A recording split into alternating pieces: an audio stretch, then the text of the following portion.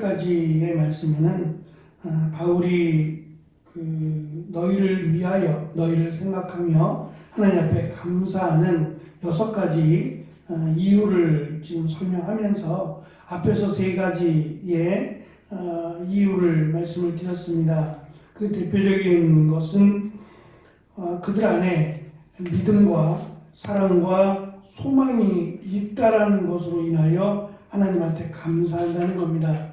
말씀드린 것처럼 골로새 교회는 사도 바울이 세운 교회가 아닙니다.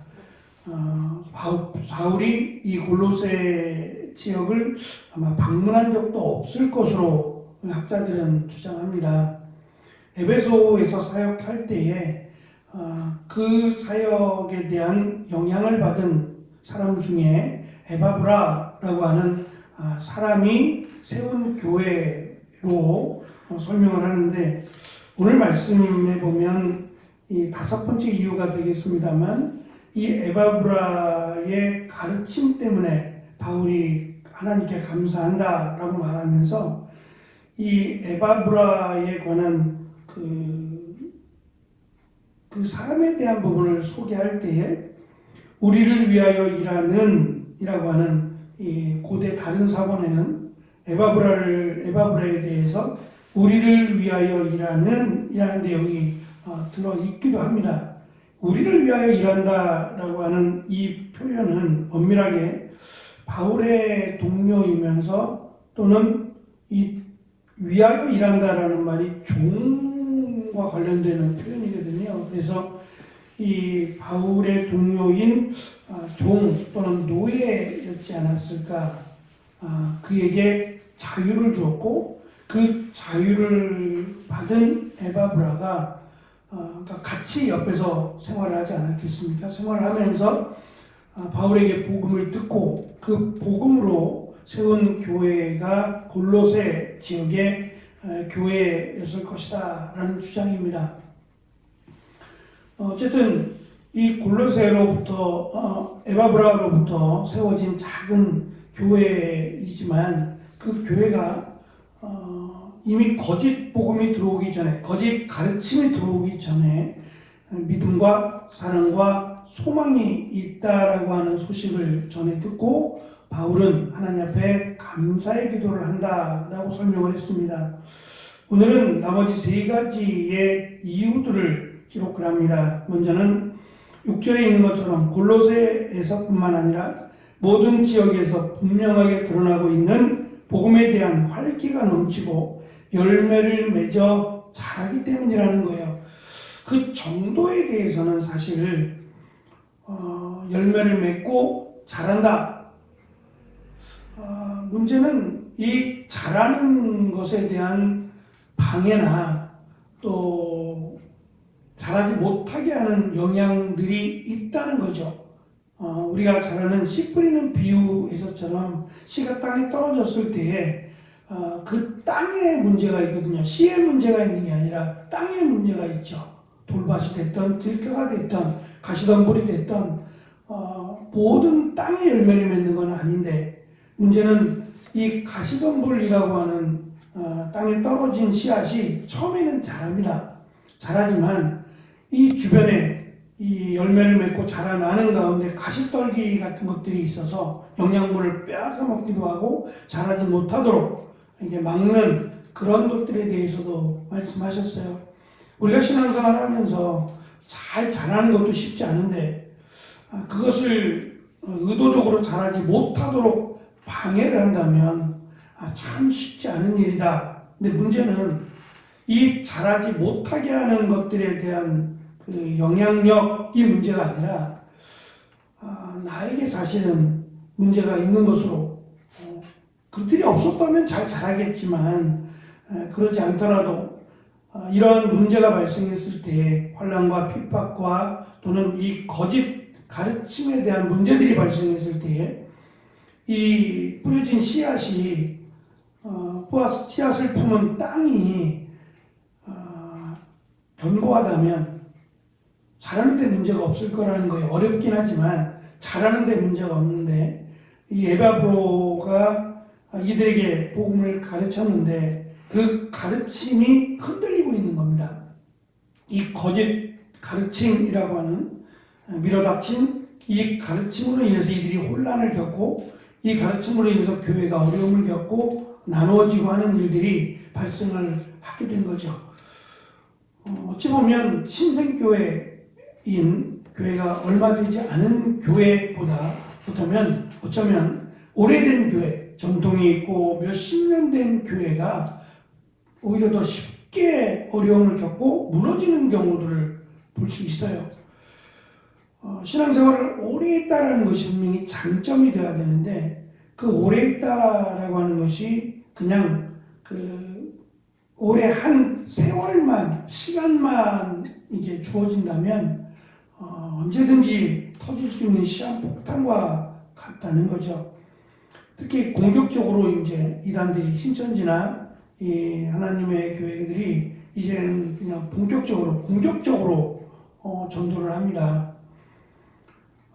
그냥 보통 때 같으면 흘려듣거나 아니면 뭐 관심조차 없다가 나에게 이제 문제가 생기거나 그럴 때 관심을 갖게 되죠. 관심을 갖게 되어서 그쪽에 마음을 빼앗기게 되는 일들이 발생을 합니다. 세상에 완벽한 교회는 없습니다. 어떤 교회든지 간에 이제 문제를 찾아내고자 하면 문제 없는 교회는 없을 겁니다. 다만 문제보다 그 교회에도 문제가 있지만 그 문제보다 은혜가 더 크니까 문제가 가려지는 거죠. 문제 없는 교회가 어디 있겠습니까? 이 역사를 되짚어 봐도 뭐 우리가 말하는 초대교회 또는 그 이후에도 믿음의 선진들이 있었던 교회라고 할지라도 문제는 다 있습니다. 그런데 그 문제들보다 하나님에 대한 그 사모함이나 말씀의 은혜가 훨씬 크니까 문제가 이렇게 덮어져가는 거죠. 마찬가지로 이 골로새 교회가 열매를 맺다라고 하는 그리고 잘한다라고 하는 이 두 가지야말로 교회가 정말 바라고 소망하는 일입니다. 특별히 예수님께서 이 열매 맺는 사람, 열매 맺는 자를 이런 식으로 하나님의 나라를 위하여 집이나 아내나 형제나 부모나 자녀를 버린 자로 설명하셨어요. 정말 쉽지 않은 결단이죠. 근데 이러한 결단이 없이는 복음을 지킬 수가 없었어요. 가족이기 때문에 복음을 버리거나 또는 나의 유익을 위해서 경제적 이유로 인해서 복음을 버리는 일들이 비일비재했던 시대입니다. 그런데 개인적인 어떤 이익이나 심지어는 가족의 관계조차 끊어야 되겠다. 복음을 위해서 끊으려고 하는 사람들에게 열매가 있다는 거예요. 그러니까 이들에게 지금 열매가 있고 잘한다는 것은 가볍게 들을 말은 아닙니다. 대단한 거죠. 근데 이 대단한 믿음, 이 대단한 결단이 지금 흔들리고 있는 거예요. 그러니까 결단 또는 결심만으로 교회가 세워지지 않습니다. 정말 교회는 어찌 보면 다양한 사람들, 수많은 생각과 수많은 경험을 안고 있는 사람들, 그 사람들의 모인 공동체입니다. 믿음, 사랑, 소망으로 하나가 되지 않으면 그들을 하나 되게 만들 방법은 아무것도 없어요. 우리가 흔히 하는 말로 나는 짜장면 먹고 싶어. 다 짜장면 먹고 싶진 않아요. 짬뽕을 먹고 싶은 사람도 있고 볶음밥을 먹고 싶은 사람도 있어요. 근데 그거 먹으면 안 돼. 다 짜장면 먹어야 돼. 공산주의도 아니고 그렇게 할 수 없어요. 다만 짜장면을 먹든 짬뽕을 먹든 볶음밥을 먹든 다양성을 인정해 줘야 그게 문제가 아닙니다. 다른 것을 먹는다고 다른 생각을 한다고 해서 문제가 되지 않습니다. 다양한 생각을 가질 수 있죠. 그러나 근간이 흔들려 버리면 이건 정말 심각한 문제가 되죠. 이들에 있는 이 열심과 헌신과 결단은 너무 소중한 겁니다. 그러나 그것과 병행해서 흔들리지 않는 하나님에 대한 예수 그리스도에 대한 흔들리지 않는 지식이 있지 않으면 잘못될 수도 있고 또 이렇게 골로새 교회에 대한 다양한 칭찬을 받았음에도 불구하고 어려움을 겪을 수 있다라고 하는 사실을 우리는 기억해야 됩니다. 특별히 바울은 열매를 맺고 자란다라는 이 표현을 현재 시제로 씁니다. 그러니까 지금도 자라고 있고 앞으로 자랄 가능성이 충분하다는 겁니다. 그런데 이렇게 그들이 골로새 교회 성도들이 이렇게 열매를 맺고 자라는 이유에 대해서 말씀을 듣고 하나님의 은혜를 깨달았기 때문으로 강조합니다. 하나님의 은혜는 매우 포괄적입니다. 많은 사람들이 하나님의 은혜를 강조하니까 다양한 해석이 있을 겁니다만 이런 포괄적 의미보다 지금 바울이 칭찬하고 감사하고 또 하나님의 은혜에 대해서 너희들에게 감사한다라고 표현했던 결정적 이유는 그 하나님의 은혜라고 하는 것이 결국 예수 그리스도 예수를 통한 구원의 은혜 때문이에요. 그것 때문에 이들이 자랄 수 있고 또는 이들이 열매를 맺을 수 있는 겁니다. 불편해도 또 그들의 어떤 이익이 없어도 그들이 이렇게 믿음의 공동체를 세워나가고 교회를 세워나갈 수 있는 이유는 바로 예수 그리스도의 은혜 때문에 하나님의 은혜 때문에 이들이 자라고 열매를 맺을 수 있었던 겁니다. 말씀드린 다섯 번째는 에바브라의 가르침 때문입니다. 그는 늘 성도들의 믿음을 위해서 가르쳤고 자신의 부족함을 깨달았어요. 깨닫고 바울을 찾아가서 도움을 청합니다. 저는 이 부분이 굉장히 중요하다고 생각해요. 목회를 하면서 목회를 배우면서 또는 목회를 하면서 많은 어르신들이 이제 그런 이야기를 합니다. 목회를 하면 두 사람의 멘토가 필요하답니다. 목회라고 하는 것은 어쨌든 꽤 오랜 시간, 긴 시간 동안 마라톤과 같은 대장정의 사역이잖아요. 여러 가지 많이 필요하지만 결정적으로 크든지 작든지 간에 두 사람의 두 종류의 멘토가 필요하다는 겁니다. 하나는 목회라고 하는 사역 속에서 많은 사람들하고 만나면서 살아가야 됩니다. 그건 어쩔 수 없는 일이죠. 성도들을 대하고 만나며 살아가는데 그 살아가는 데 있어서 이걸 어떻게 해야 되느냐에 대한 실제적인 삶의 문제가 다가왔을 때 이 지식으로 안 된다는 거예요. 지식으로. 다양한 사람들을 만나고 다양한 경험을 만나게 되기 때문에 이 지식적으로 한계가 있다는 겁니다. 그럴 때마다 자신에게 유익을 주고 좋은 결정, 믿음의 결정들을 잘 할 수 있도록 도울 수 있는 선배님이죠. 좋은 경험을 가진 선배님을 옆에 두라는 거예요.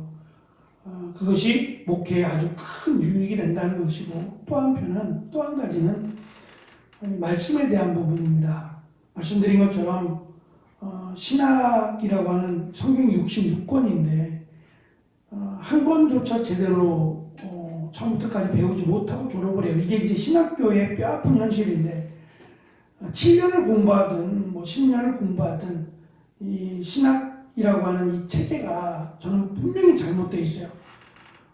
제대로 예를 들면 의학처럼 전체를 배우고 그 가운데 내가 전공을 택해서 내과가 됐던 외과가 됐던 처음에는 전체를 배우고 내가 전공할 전공의에 대한 부분을 따로 배우게 되는데 실제로 한국교회는 거의 수박 겉핥기식의 신학을 배웁니다. 그러니까 이런 다양함을 배우는 거는 한 1년 정도는 다양함을 배운다고 치고 나머지 부분은 신구약 부분에 대해서 신구약 성경에 대해서 좀 집중적으로 공부해야 될 필요가 있습니다. 근데 그게 이제 여실히 부족하고 특히 더더군다나 속성반 같은 게 있어요. 이 군소신학교나 작은 신학교는 속성반을 해요. 그래서 한 2년 정도만 공부하면 일주일에 2번 정도 2년만 공부하면 대부분은 신학교 신대원을 졸업을 해요. 원래는 학부과정 4학년, 일반 대학 4년, 신학원 3년 정도를 해야 됩니다. 그런데 그것을 2년으로 줄여놨어요. 매일 가는 것도 아니고 일주일에 한 2번만 가고 저희 같은 경우는 월요일 날 쉬고 화수목금 이렇게 5일 동안 화수목 4일인가요? 4일 월요일도 갔던 것 같아요. 하여튼 4일 아침부터 수업을 듣거든요. 꽤 많은 수업인데 그렇게 해도 부족한데 이틀 정도만 하고 2년에 끝내준다? 이거는 단순히 속성반을 말하는 게 아니라 위험해요. 굉장히 위험한 생각이고 위험한 행동이라고 생각합니다. 4년을 공부해도 모른다고 생각하는데 2년을 공부해서 안다는 것은 이건 정말 말도 되지 않는 일인데 그 부족함을 깨닫는 것이 저는 굉장히 중요하다고 생각해요. 제가 이제 목사님들하고 같이 공부한 지 벌써 5년이 넘어가는데 그분들이 한결같은 이야기예요. 최소한 모임분들 졸업한 지가 거의 20년들이 다 넘었어요. 10년이면 강산도 변하는데 20년이면 그 20년 전에 배운 것과 지금 배우는 것의 차이가 분명히 납니다. 그러니까 늘 공부하겠다는 마음, 늘 배우겠다라고 하는 마음이 없으면 저는 그건 교만이라고 생각해요. 늘 자기를 훈련하고 늘 배우려고 한계는 있겠지만 배우려고 노력하는 것만큼 소중한 것은 없다라는 생각이 들어요. 이 에바브라는 자신의 한계를 분명히 깨달은 겁니다. 자신의 부족함을 분명히 깨닫고 바울을 찾아갔고 이 문제를 바울과 함께 의논하고 기도하면서 도움을 청했던 겁니다. 그래서 바울이 에바브라를 통해서 이 골로새 교회에 대한 내용을 거의 들었을 거예요. 세세하게 다 듣고 편지를 보낸 것으로 생각을 합니다. 마지막 6번째는 골로새 교회 성도들이 성령 안에서 행한 사랑이 분명하게 드러났기 때문에 바울이 하나님 앞에 감사하는 기도를 한다라고 고백을 합니다. 쉬운 성경은 8절을 여러분이 성령으로부터 받은 사랑을 이웃들에게 베풀며 살아가고 있다는 소식도 그를 통해 들었습니다 라고 번역을 했어요.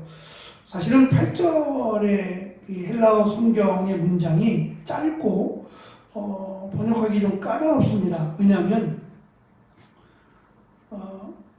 이 언어라고 하는 이게 단순히 편제이긴 하지만 언어라고 하는 것은 길게 늘어뜨리려고 하지 않아요.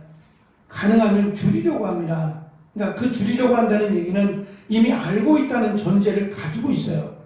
그래서 내용을 모르는 사람은 그 문장만 가지고는 해석할 수 없는 거예요.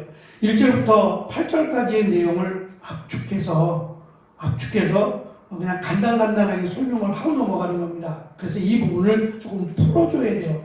그 풀어주면 여러분이 성령으로부터 받은 사랑을 이웃들에게 베풀며 살아가고 있다라는 소식을 들었다는 거예요. 그래서 바울은 이 골로새 교회가 귀하고 또 자신이 비록 감옥에 갇혀 있지만 그들에게 닥쳐진 이제 앞으로 소개할 닥쳐진 거짓 가르침에 대해서 힘들고 어렵고 고통스러운 그것을 오히려 기뻐하라는 겁니다.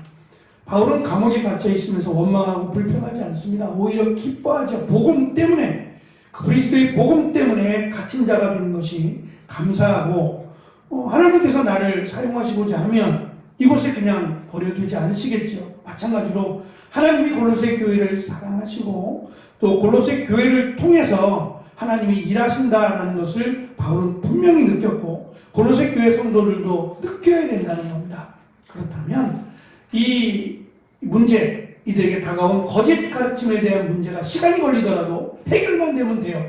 그 해결하는 방법은 바울이 그들에게 가르치는 이 복음에 대한 내용을 잘 숙지하면 됩니다. 무엇이 문제인지 공부를 잘하는 학생들은 문제를 보면 이 답이 보인대요. 아니, 공부를 잘하니까 그러겠죠. 답이 보인다는 얘기는 무엇이 틀렸는지를 안다는 거예요. 그러면 어떤 문제를 출제하더라도 그 문제에 대해서 두려워하지 않는 거죠. 답을 아는데 그 답을 알면 틀린 문제들이 보이지 않겠냐는 거죠. 오답들이 보이지 않겠어요? 마찬가지입니다. 우리가 하나님의 말씀, 성경을 알면 어떤 거짓 이단들이 와도 문제가 되지 않아요. 이단들의 문제가 아니라 내가 말씀을 모르기 때문에 말씀을 제대로 깨닫지 못하기 때문에 문제라는 거죠. 주변의 환경이나 이런 것들 없으면 좋겠지만 이 어려움과 두려움과 근심과 고통에 있는 이런 환경들을 뚫고 나아갈 수 있는 그 믿음, 이 하나님에 대한 지식, 성경에 대한 가르침이 있다면 힘들더라도 그것은 문제가 되지 않을 겁니다. 그래서 바울이 이들에게 지금 문제가 생겨서 편지를 보내고 있지만 충분히 이겨낼 수 있다. 그리고 너희들은 잘하고 있다. 라고 하는 격려와 또는 칭찬을 통해서 바울이 지금 이들에게 닥친 문제들을 해결할 수 있는 말씀을 가르칠 때에 그 말씀을 믿고 그 가르침을 기준으로 해서 교회가 다시금 일어나서 세워지기를 간절히 원하는 마음을 담습니다. 이 말씀을 통해서 우리도 이 복음에 대한 그 진수라고 할 수 있는 바른 복음을 깨닫고 또 그 복음으로 인해서 우리 영이 살찌는 귀한 은혜가 있기를 축원합니다. 기도하겠습니다.